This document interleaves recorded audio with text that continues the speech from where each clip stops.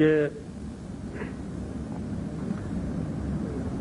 اور اچھا ہو کہ یہ بات کوئی اخبار کے لیے نہیں، اپنے گھر میں بات کرنا چاہتا ہوں میں.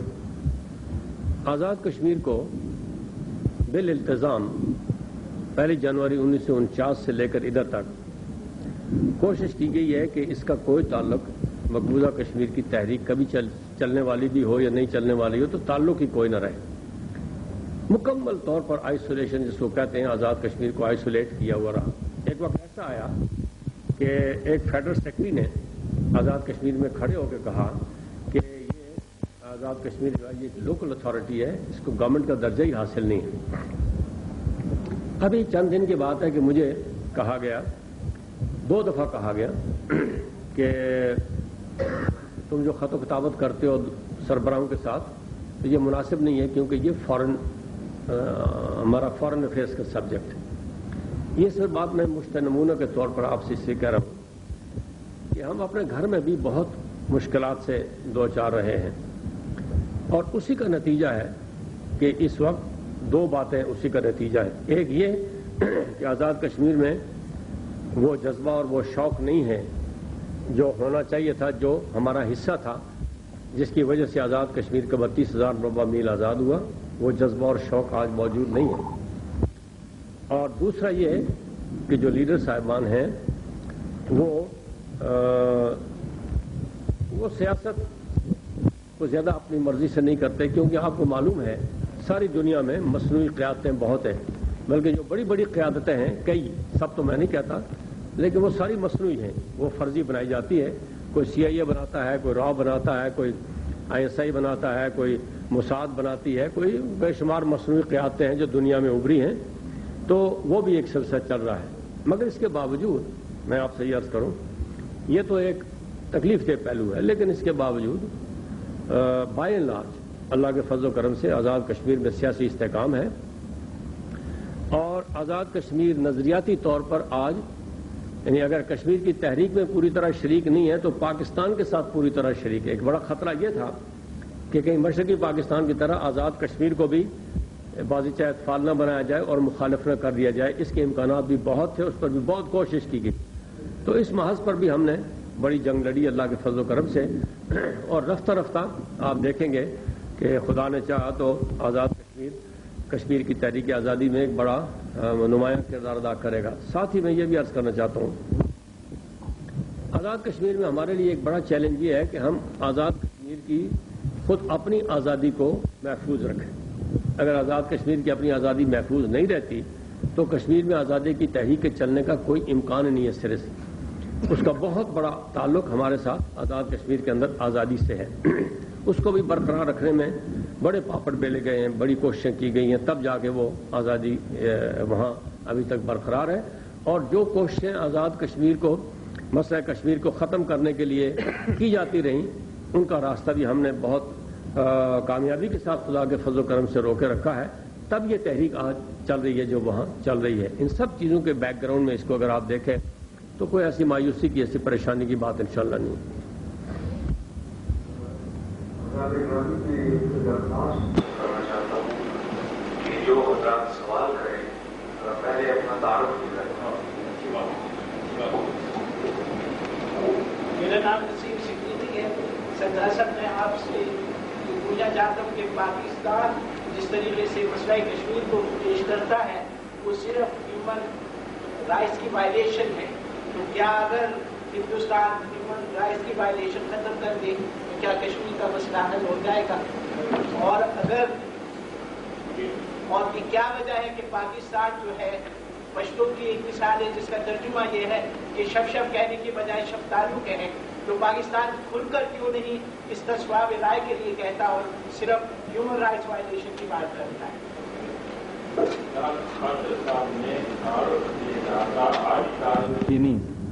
آپ نسیم صدیقی صرف نہیں ہیں، ڈاکٹر نسیم صدیقی پروفیسر پشاور یونیورسٹی ہیں، کیونکہ مجاہد اول کو پتہ نہیں ہے. ذرا پورا تعارف کیا گیا.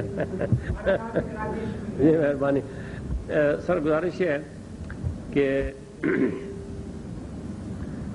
پاکستان حکومت کا موقف جو ہے وہ ہیومن رائٹس کے سلسلے میں اپنی جگہ ہے، لیکن ہیومن رائٹس کا یہ مسئلہ اگر نہ بھی ہوتا تو پھر بھی مسئلہ کشمیر اپنی جگہ باقی ہے، چلتا رہے گا. اور ہم لوگ اسی بات پر زور دیتے رہے ہیں کہ ہیومن رائٹس پر ایک حد تک زور دیا جانا چاہیے، کیونکہ وہ ہندوستان کو فوراً نکیل ڈالنے کے لیے ضروری ہے، ورنہ اصل مسئلہ تو ہیومن رائٹس کا نہیں ہے. کشمیر میں ہیومن رائٹس کا مسئلہ ایک سیاسی مسئلے کی پیداوار ہے، بذات خود کو ہیومن رائٹس کا مسئلہ وہاں سچ نہیں ہے. حکومت پاکستان کی گزارش ہے جی کہ اس وقت حکومت پاکستان ہو یا ہندوستان ہو، دنیا کی بے شمار جکڑ بندیوں میں لوگ جکڑے ہوئے ہیں، اور اس پوزیشن میں حکومت پاکستان میرا خیال نہیں ہے کہ جو اقدامات ہندوستان کر رہا ہے اس کے مقابلے کے اقدامات کر سکے. اس لیے حکمت عملی اور اگر منتری ہو رہا ہے تو اس کو مثبت طرف کیسے لایا جا سکتا ہے؟ سر، پاکستان میں جو ہو رہا ہے اس کا منفی اثر تو ضرور مرتب ہونا چاہیے، لیکن جیسے میں پہلے عرض کر چکا ہوں کہ تحریک آزادی کشمیر ایسے مرحلے میں ہے کہ اب وہ اس بات کی انتظار نہیں کر سکتے کہ پاکستان کے حالات بہتر ہوں گے تو پھر کچھ کریں گے. وہ پوائنٹ آف نو ریٹرن پر پہنچے ہوئے ہیں. انہوں نے تحریک کو جاری رکھنا ہے، حالات کچھ بھی ہوتے ہیں اس کو جاری رکھیں گے. ایک بات تو یہ ہے، ان کو پریشانی ضرور ہوتی ہے. جس دن یہ جریبا کا واقعہ ہوا ہے، مجھے کل ہی سری نگر سے ایک بڑے اہم دوست آئے ہوئے ہیں، ایک پارٹی لیڈر ہیں، وہ آئے ہوئے ہیں. انہوں نے کہا کہ اس دن رات ہم میں سے کسی نے آگ نہیں جلائی اور کھانا نہیں کھایا. یعنی یہ اثر تو ضرور ہوتا ہے، لیکن اس کے باوجود وہ پیچھے نہیں ہٹ سکتے. انہوں نے اپنی تحریک کو جاری رکھنا ہے، اور جو عناصر اس ملک میں تحریک آزادی کشمیر کی امداد کر رہے ہیں وہ اپنی امداد کو جاری رکھیں گے، اس امداد کو ودرا نہیں کر سکتے. تو یہ صورت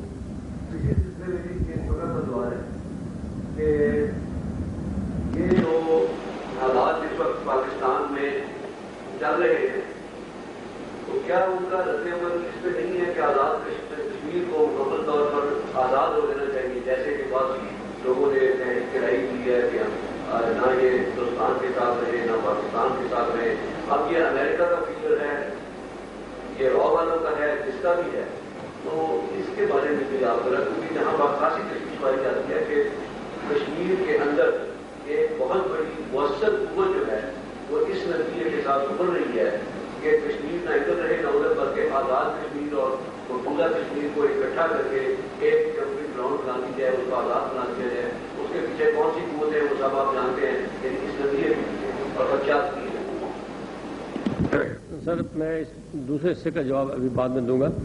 آپ نے افغانستان کی بات کی تھی. افغانستان کا اگر مسئلہ حل ہو گیا ہوتا ٹھیک طریقے سے اور افغانی بالکل کوئی مدد ہماری نہ کرتے کشمیر میں، اس کے باوجود ان کی اتنی بڑی اخلاقی حمایت ہمیں حاصل ہو جاتی کہ مسئلہ کشمیر آسان ہو جاتا حل کرنا.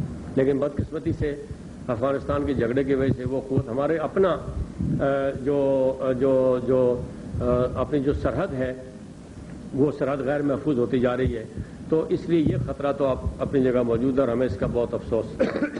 یہ جو آپ نے بات فرمائی ہے یہ کچھ لوگ اس کا پروپیگنڈا کرتے ہیں، مگر مجھے معذرت کے ساتھ آپ کی اس بات سے اتفاق نہیں ہے کہ ایک مؤثر قوت ابھر رہی ہے. کوئی مؤثر قوت نہیں ہے. پروپیگنڈا مؤثر ہے، اس میں کوئی شک نہیں. اور وہ اس لیے مؤثر ہے کہ پاکستان کی مخالفت میں پروپیگنڈا کوئی شخص بھی کرنا چاہے تو اس کے لیے گراؤنڈ بہت ہموار ہے. اخبارات حاضر ہیں، پمفلٹ حاضر ہیں، بندے حاضر ہیں جو کام کرنے کے لیے تیار ہیں، تھوڑے پیسوں پر بھی کام کرنے کے لیے تیار ہیں. یہ ضرور ہے، مگر مؤثر نہیں اس کو کہہ سکتے. مثلا آزاد کشمیر آپ دیکھیں 25 لاکھ لوگوں کا، میرے علم میں نہیں ہے کہ شاید کوئی کسی ایک آدھ جگہ کوئی لوکل کاؤنسلر الیکٹ ہوا ہو، وہ بھی کسی دوسری جماعت کے ساتھ سمجھوتے کے ذریعے الیکٹ ہوا تو میں نہیں کہہ سکتا، لیکن اپنے طور پر کوئی ایک لوکل کاؤنسلر بھی الیکٹ نہیں ہو سکتا. سری نگر پراپر میں جس طرح کے باقی شہروں میں ہوتا ہے، سری نگر پراپر میں ایک عنصر ہے جو کشمیریت کی بنیاد پر کشمیر کو ایک علیحدہ ملک بنانا چاہتا ہے. لیکن اگر آپ سارے کشمیر کے آبادی کا تناسب دیکھیں اور کسی وقت بیٹھ کے اس کو غور کریں کس کس علاقے میں کس خیال کے لوگ رہتے ہیں. مثلا اس وقت کشمیر میں جتنی جماعتیں برسر پیکار ہیں وہ سب جماعتیں سوائے ایک جماعت کے، سب جماعتیں علاقے پاکستان کی حامی ہیں. 100% ایک جماعت ہے صرف جو خود مختاری کی بات کرتی ہے. اس جماعت کے اندر بھی ایسے عناصر موجود ہیں جو خود مختاری کی بات مصلحتاً کرتے ہیں کہ ہندوستان سے جان چھڑانی چاہیے. ورنہ وہ خود مختاری پر بلیو نہیں کرتے. تو اس لیے ایسی کوئی پریشانی کی اور کوئی فکر کی بات اللہ کے فضل. مجھے اس کا کوئی علم نہیں ہے کہ اس کے پیچھے امریکنس ہیں کہ نہیں ہے. مجھے ابھی تک یہ سمجھ میں نہیں آئی بات کہ امریکنس کا کیا انٹرسٹ ہے کہ وہ اس تحریک کے پیچھے کریں گے، کیونکہ امریکنس جانتے ہیں کہ اگر وہ خود مختاری کی حمایت کریں گے تو ہندوستان کی 600 ریاستیں خود مختاری کا دعویٰ کریں گی. اور امریکنس کا سب سے بڑا انٹرسٹ یہ ہے کہ ہندوستان کسی طریقے سے نہ ٹوٹے، بچا رہے. ہندوستان کو بچانے کے لیے وہ خود مختاری کا نام ہی نہیں لے سکتے سرے سے کشمیر کے اندر. یہ پتہ نہیں کہ یہاں لوگ بیٹھے ہوئے جو امریکن سے ملتے جلتے ہیں، شاید گرین کارڈ جو ہے اس کو حلال کرنے کے لیے اس قسم کی باتیں کرتے رہتے ہیں. کوئی سینس نہیں ہے اس ساری بات کے اندر. امریکنس کا کوئی انٹرسٹ مجھے نہیں معلوم کہ کیا انٹرسٹ ہو سکتا ہے. آج کے اس اجتماع میں افغان دانشور اور مجاہد جناب حاجی فرید، جناب نواب سلیم صاحب اور جناب فرید الرحمان سعید بھی تشریف رکھتے ہیں.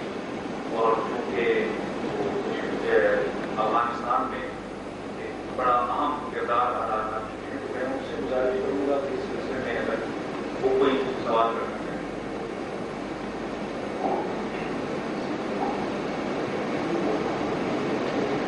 جنرل سوال کر رہا ہے.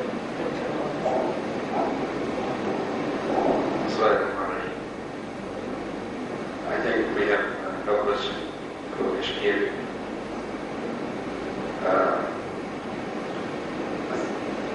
Brother Prime Minister said that it's very unfortunate that we could not deliver the goods which we had to. We could not give the support to the Kashmiris, which we were supposed to. But anyhow, the Afghans have been, the Afghans are, and the Afghans will be fully behind the jihadi struggle of our Kashmiri brothers. We do not believe in empty words, and we are for giving full military, political, diplomatic support to our brothers in Kashmir. Mere words, rhetoric has never delivered goods anywhere, and Kashmir is not an exception. If we ought to see Kashmir liberated, conferences, seminars, it will play a role, but it will not be decisive. We have to come forward, Pakistanis, Afghans, Iranians, the whole Muslim Ummah, if we should retrieve the lands the Hindus have forcefully and illegally subjugated. I can repeat our support, moral, political, and otherwise, to our brothers in Kashmir. And inshallah that day is not far away, that our brothers will set an example by liberating Kashmir in the true sense, in which, unfortunately, the Afghans have taken. I will not blame Afghans for what is going on in Kabul. There is a huge conspiracy which the Americans have hashed against Afghanistan. The Americans, the West, the Zionists, they could not see Afghanistan, a country so armed, which could be turned as a piece of blood. The amount of arsenals the Soviets left behind in Afghanistan could not be tolerated by the Americans. Second, this idea of jihad, which was spreading across the world, should have been killed. It should have been defamed. What they call fundamentalism should be defamed. Unfortunately, with the support of some self-sold elements in Afghanistan, with some commanders they have projected for the past 14 years, with that huge publicity, they have been able to achieve a lot, unfortunately. But again, I assure you, our brothers, that inshallah, Afghanistan will emerge as a truly Islamic country, fully supporting our brothers in Pakistan, particularly the jihad struggle in Kashmir. Thank you. سردار صاحب میرا جی please. وہ جو جنگ دو دیکھے ہیں کشمیر کے لیے خاتون ہوتے ہیں. میرا سوال یہ ہے کہ اگر حالات بدلتے کبھی دیر نہیں لگتی، ہم نے استفسار رائے کا بھی سنا، फिर ताशकंद से होते हुए शिमला भी पहुंच गए, लेकिन अभी तक तो कुछ दिखाई नहीं दिया। आपकी आज की बातों से तो और भी जरा दिल परेशान हो गया। मैं साफ दूंगा, मैं तो ज्यादा वो हो गया कि भाई ये बिल्कुल ही। मेरा सवाल सिर्फ ये है कि थर्ड ऑप्शन के मुताबिक मैं मानता हूँ कि हम काफी रखते हैं, लेकिन अगर कल हालात और वाकयात ऐसे हो जाए कि हिंदुस्तान ये फैसला कर ले कि हम कश्मीर को छोड़ रहे हैं, ये एक, और कश्मीर ना पाकिस्तान को मिले ना हिंदुस्तान को मिले, और ये एक आजाद रियासत की हैसियत से ये एक। दूसरा जो ऑप्शन है वो ये है कि अगर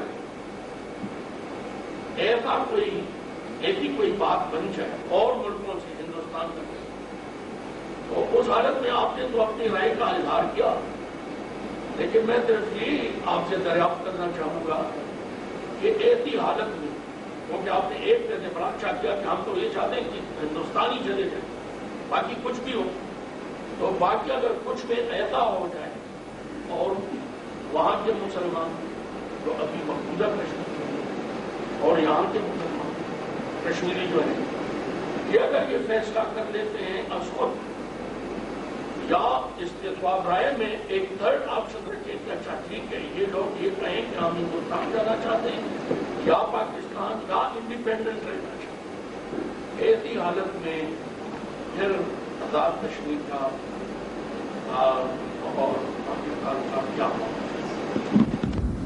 सर बात यह है कि एक हिस्से का तो मैंने जवाब दे दिया था कि अगर हिंदुस्तान ये कह के छोड़ना चाहे कश्मीर को कि साहब हम तो इसको खुद मुख्तार करते हैं, आज़ाद कश्मीर के बारे में तो कुछ कह नहीं सकते क्योंकि वो तो हमने लड़ के लिया हुआ है, वो तो कोई आसानी से न कोई छोड़ेगा तो न देगा न लेगा। तो अगर वो कश्मीर को खुद मुख्तार करके चले जाएं, निकल जाएं, तो कोई शख्स न कश्मीरी और न पाकिस्तानी ये कह सकता है कि नहीं जी आप उधर ही बैठे रहें और मारते रहें कश्मीरियों को, ये तो कोई नहीं कह सकता। इसे चले जाएं चले जाएं। अब उसके बाद क्या होता है क्या नहीं होता ये फिर उनकी जिम्मेदारी नहीं है। वो तो मैं एक कश्मीरी की हैसियत से ये जानते हुए कि कश्मीरी क्या करेंगे वो मैं तो बता सकता हूं कि क्या करेंगे, लेकिन हाइपोथेटिकली उसूलन इस पर अभी कुछ नहीं कह सकते कि अगर वो छोड़ के चले जाए तो चले जाए। दूसरी गुजारिश ये है दूसरे हिस्से में कि ये उससे भी ज्यादा हाइपोथेटिकल है कि थर्ड ऑप्शन शामिल किया जाए। अब थर्ड ऑप्शन को कल साहब कौन शामिल करेगा, नहीं उसकी प्रैक्टिकल सूरत देखें ना। यानी एक तो ये है कि कश्मीर खुद मुख्तार हो जाए, एक ये है कि वो कैसे हो। अभी दो बिल्कुल अलग बातें हैं। अगर कोई स्ट्रेच ऑफ इमेजिनेशन ऐसा है कि हादसा हो जाए, मुआवजा हो जाए, एकदम कश्मीर खुद मुख्तार हो जाए, उसका तो कोई इलाज हमारे पास नहीं। लेकिन कैसे हो अगर उस पर आप गौर करें तो आप ये देखें कि यूनाइटेड नेशंस में जो करारदाद है उसकी इस्तिस्वाब राय की, वो करारदाद नहीं है, वो एक एग्रीमेंट है जो अमेरिका, कनाडा और बरतानिया की इंटरवेंशन से फरीकों के दरमियान समझौते के तौर पर किया गया है। वो कोई वोट से पास होने वाली करारदाद नहीं है, वो एक समझौता है जो हुआ, उसमें कश्मीरी दोनों तरफ से शामिल थे और उसको अब चेंज करने का किसी के पास कोई इख्तियार सिरे से है ही नहीं। अगर तो वो चेंज कर सकते हैं तो फिर सारी 600 रियासतों के बारे में तब्दीली करना पड़ेगी, उनको भी वही हक देना पड़ेगा जो कश्मीरियों को देना पड़ेगा। और ये बात नामुमकिनात में से है, यानी बिल्कुल 100% इम्पॉसिबिलिटी है। इस इम्पॉसिबिलिटी को हम अपनी गर्दन में खामखा क्यों डाल लें जब ये बात होने वाली ही नहीं है और न इसको कोई टच कर सकता है। सारी पार्टीशन प्लान अपसेट करनी पड़ेगी और फिर दोबारा हिंदुस्तान को तकसीम करना पड़ेगा। ये कौन करेगा कश्मीर के लिए और कश्मीरियों के लिए, किसके लिए? ये तो बिल्कुल नामुमकिनात में से बात है। मैं सर यही जवाब एक्सपेक्ट कर रहा था, क्योंकि इस जवाब के ऊपर मेरा एक और छोटा सा सवाल है और वो ये है कि 43 साल में तो कोई इम्प्लीमेंटेशन उस एग्रीमेंट की नहीं हुई। हमने एक आध जंग भी इसके लिए लड़ा कि किसी ने की, 2 दिन लड़ी है। खैर जी वो आपने भी लड़ी है, मुझे पता है 48 की जंग का पूरा वो अपने पास है। सवाल ये है कि वो तो इम्प्लीमेंटेशन इस वक्त नहीं हुआ। हमने दौर आजमाई भी की कि जिन्हें नहीं हुआ, अभी पता नहीं कितना दौर है। सवाल मेरा ये है सर कि जब ये होता नहीं है तो हमें क्या करना चाहिए? जो चीज होने वाली है वो नहीं होती तो एक अनहोनी बात करना शुरू कर दें हम, जिसने होना ही नहीं है सिरे से। वो ठीक है, ना तो अनहोनी हुई और ना होनी नहीं मैं आज तक नहीं सर, ठीक है मैं मानता नहीं बहस नहीं, मेरी गुजारिश सुन रहे ना, नहीं बहस नहीं करते। मैं सिर्फ ये सवाल करता हूँ कि चलो अनहोनी तो नहीं होनी है, ये जो होनी थी इसका क्या करेंगे? मैं वही अर्ज करता हूँ कि इस वक्त दुनिया में जो प्रेशर है वो सारा एक होने वाली बात के सिलसिले में है कि ये बात दुनिया ने मानी है, तस्लीम की है। क्लिंटन का स्टेटमेंट आपने पिछली दफा पढ़ा, यूनाइटेड नेशन के सेक्रेटरी जनरल का आपने पढ़ा।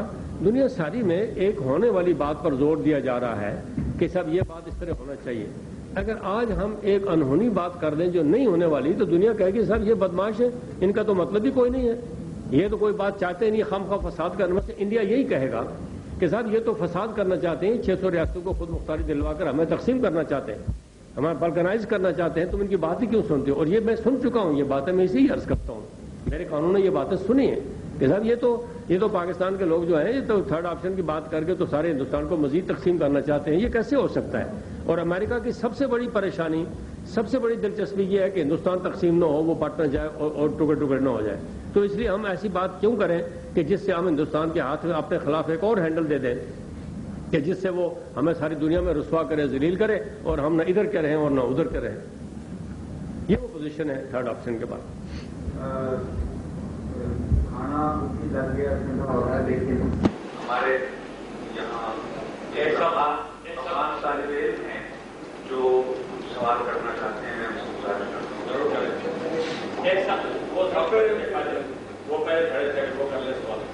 मेरा नाम शुभेद अशर है और तारुफ की बात प्रोफेसर साहब ने की तो मैं अव्वल वाक़िअ पाकिस्तानी और मैं पाकिस्तान के मफाद को सबसे पहले रखता हूँ। सवाल मेरा ये सर कि अभी आपने कहा कि इस्तिस्वा में राय की करारदाद पास नहीं हुई थी, बल्कि बाकायदा पाकिस्तान और हिंदुस्तान में एक मुआहदा हुआ था जिस पर पाकिस्तान, कनाडा और एक मुल्क गवाह के तौर पर। उसके बाद जब शिमला मुआहदा हुआ वो भी दो मुल्कों के दरमियान एक मुआहदा ही था और उसमें क्लियरली लिखा हुआ है कि जो सीज फायर लाइन है, जो कंट्रोल लाइन है, उसको हम बैनुल-अक़वामी सरहद के तौर पर तस्दीक कर लेंगे। सर ये वोटिंग है, मौलाना हुसैन यादी ने अपनी किताब में बाकायदा उसकी वोटिंग की है। सर शिमला हमारा मौजूद है, कोई खत्म नहीं होगा। दूसरा सवाल जो है वो पाकिस्तान के हवाले से है कि अखबारों में कुछ खबरें ऐसी छपी हैं कि आज़ाद कश्मीर की सुप्रीम कोर्ट ने ये वर्डिक्ट दिया है कि शुमाली इलाका जात और गिलगित का जो इलाका है वो आज़ाद कश्मीर का हिस्सा है और आज़ाद कश्मीर की हुकूमत को चाहिए कि उसके ऊपर कब्जा करें। इसके बारे में आपका क्या है? ठीक है, मुझे अफसोस है कि शिमला मुआहदे के बारे में आपने जो इंटरप्रिटेशन बताई है ये तो मैंने 20 सालों में पहली दफ़ा सुनी है, इसका तो कोई वजूद ही कहीं सिरे से नहीं है। ऐसी कोई इंटरप्रिटेशन, ऐसा कोई क्लॉज शिमला मुआहदा के अंदर बिल्कुल सिरे से मौजूद नहीं है। दूसरी बात यह है कि सुप्रीम, और ये इंफॉर्मेशन को ज़रूर करेक्ट करना चाहिए क्योंकि आजकल दुनिया में फसाद ही सारा इंफॉर्मेशन का है।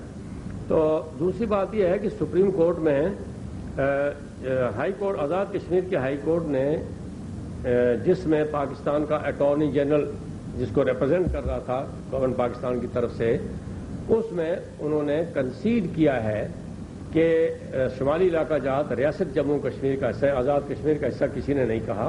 ये दो बातों में बड़ा फर्क है। रियासत जम्मू कश्मीर का हिस्सा है। इसमें तमाम मुआहदे, कराची एग्रीमेंट जो चीन के साथ एग्रीमेंट हुआ उन्होंने किया, अपने असद खान साहब ने किया, तमाम एग्रीमेंट जो है इसी बात की शहादत देते हैं कि ये इलाका रियासत जम्मू कश्मीर का हिस्सा है। यहाँ रियासत ने गवर्नर अपॉइंट किया था, लंबी तारीख है, मैं उसमें नहीं जाना चाहता। तो सुप्रीम कोर्ट ने, हाई कोर्ट ने दो वर्डिक्ट दिए। एक वर्डिक्ट ये दिया कि ये रियासत जम्मू कश्मीर का हिस्सा है, दूसरा कहा कि आज़ाद कश्मीर की गवर्नमेंट जाकर इस पर कब्जा कर ले। तो हमने अपील जो की हुई है वो ये अपील की है कि आज़ाद कश्मीर हाई कोर्ट की जुरिस्डिक्शन नहीं है कि वो पाकिस्तान गवर्नमेंट को कोई ऑर्डर दे या हमें कह के जाके कब्जा कर लो, क्योंकि एक मायदा गवर्नमेंट टू गवर्नमेंट पहले से मौजूद है और इस पर कोई डिस्प्यूट हमारे दरमियान नहीं है कि नॉर्दर्न एरिया जो है ये रियासत जम्मू कश्मीर का हिस्सा है। इस पर कोई डिस्प्यूट, लीगल कॉन्स्टिट्यूशन कोई डिस्प्यूट बिल्कुल नहीं है। गवर्नमेंट ऑफ पाकिस्तान का एक इंतजामी وہاں قبضہ ہے جو کراچی ایگریمنٹ کے مطابق ہے. یہ سب چیزیں لکھی پڑی ریکارڈ پر موجود ہیں. جی آپ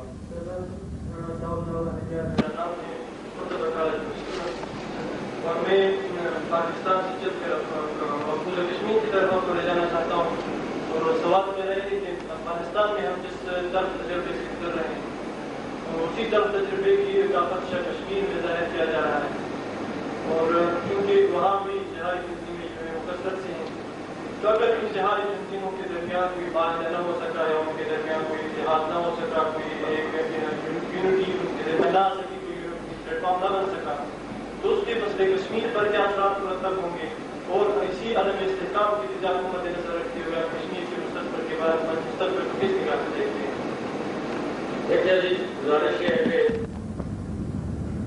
آپ نے بالکل صحیح کہا کہ وہی تجربات, بلکہ کشمیر میں جو امکانات ہیں, خطرات ہیں, وہ افغانستان کے تجربے سے بھی بدتر ہیں.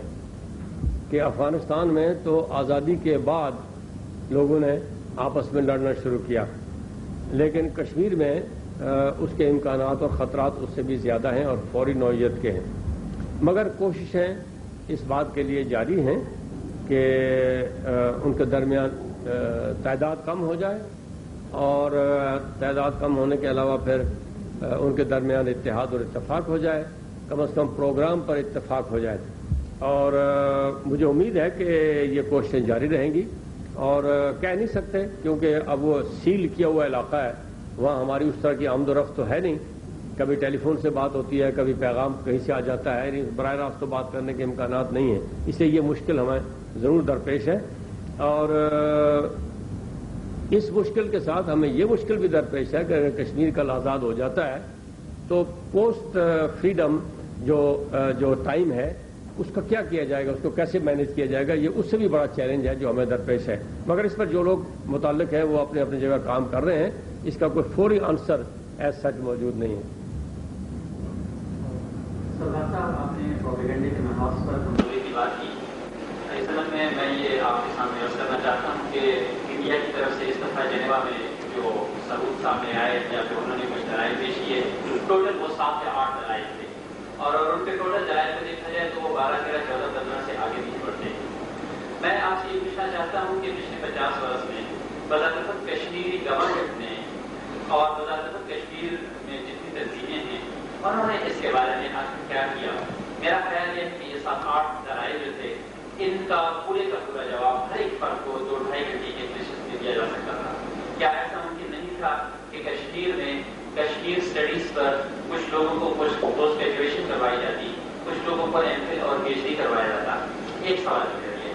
دوسرا سوال یہ ہے کہ کیا کشمیر کو اس چیز نے نقصان نہیں پہنچایا کہ وہاں بدقسمتی سے کوئی متفقہ لیڈر نہیں ہے, وہاں کوئی نیلسن مینڈیلا نہیں ہے, وہاں کوئی یاسر عرفات نہیں ہے, اور وہاں جتنے بھی لیڈرز ہیں وہ سب کے سب وہاں لوکل الیکشنز میں اور لوکل پالیٹکس میں اس طریقے سے پولش کر رہ گئے ہیں کہ ان کے لیے اس سے اوپر اٹھ کر کشمیر کے قوس کو پوری دنیا میں پھیلانا وہ ناممکن ہے. کیا ایسا ممکن نہیں ہے کہ آپ جیسا کوئی فرد اس لوکل پالیٹکس سے اوپر اٹھ کر نیلسن مینڈیلا جیسا کردار ادا کرے؟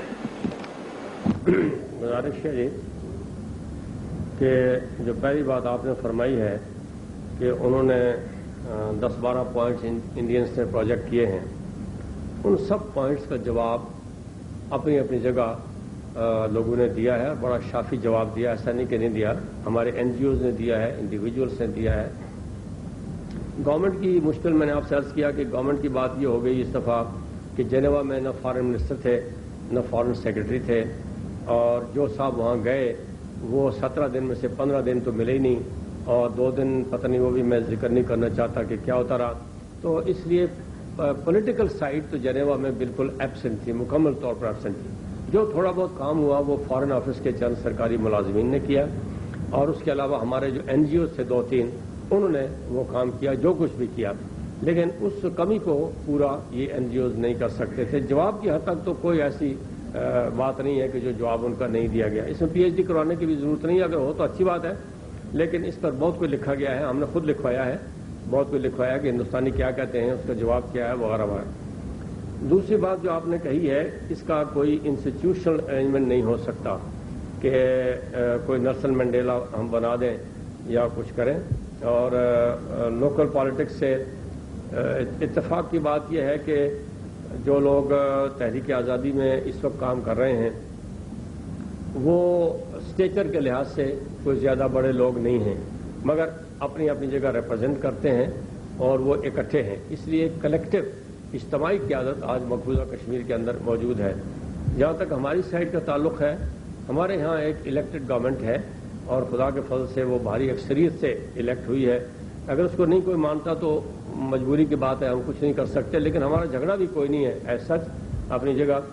وہ ایک واحد فرد کی جو قیادت ہے بڑی آئیڈیل چیز ہے، مگر اس کے مہیا کرنے کا دنیا میں ساری تاریخ انسانی میں کوئی نظام ایسا نہیں ہے کہ اس کو مہیا کر سکے. وہ حادثے سے اتفاق سے پیدا ہوتی ہے، ہو جاتی ہے. یہی نیلسن منڈیلا جب چلا گیا تو سارے افریقن زور لگا کے کوئی نہیں بنا سکتے نیلسن منڈیلا. یہ ساری دنیا میں ہوتا ہے، تو ہمارے وہ اختیار کی بس کی بات نہیں ہے جو ہمارے سامنے.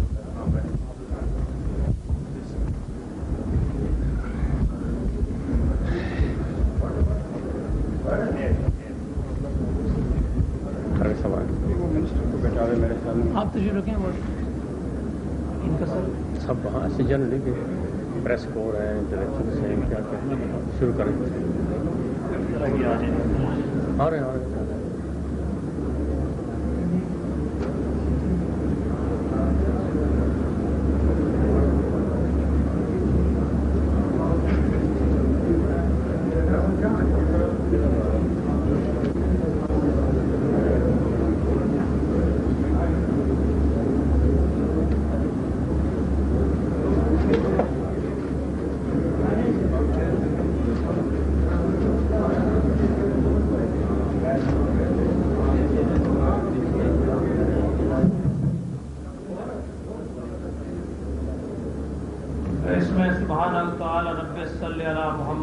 محمد اعوذ باللہ من الشیطان الرجیم بسم اللہ الرحمن الرحیم والعصر ان الانسان لفی خسر الا الذین آمنوا وعملوا الصالحات وتواصوا بالحق وتواصوا بالصبر صدق اللہ مولانا العظیم وصدق رسولہ النبی الکریم ونحن علی ذلک من الشاہدین والشاکرین والحمد للہ رب العالمین.